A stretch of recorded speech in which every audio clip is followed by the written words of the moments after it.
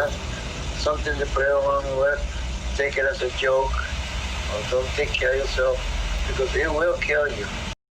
A Harvey man who fought COVID all summer long is finally preparing to come home. Good evening and thanks for joining us. I'm Sharice Gibson. As Louisiana approaches the 5,000 mark for the number of deaths from coronavirus, we're also reminded of the many who've recovered, over 130,000.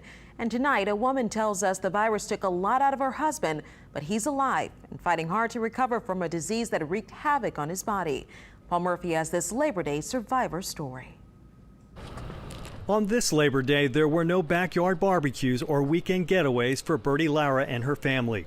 She spent the day at West Jefferson Medical Center visiting her husband, Robert. He's fighting hard, still fighting strong every day. The 57-year-old Harvey man was admitted to the hospital 4 months ago for COVID-19.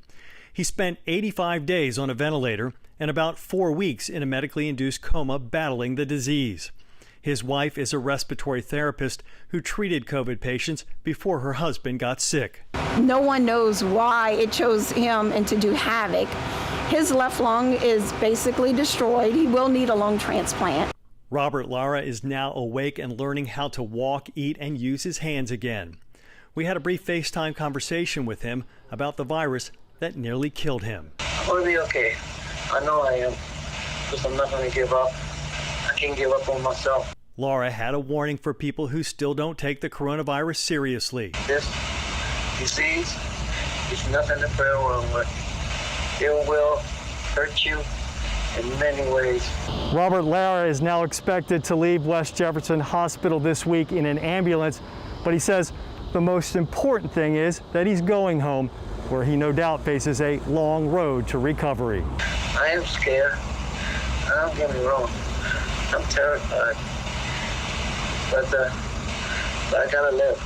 He's stronger today than yesterday. That's one of our mottos. Every day, you're stronger today than you were yesterday. Lara's family hopes people will see what COVID did to their loved one, then do everything they can to prevent the spread of the disease. Paul Murphy, Eyewitness News. Now, before COVID, Robert Lara was a machinist. He was healthy but had high blood pressure that was under control with medication.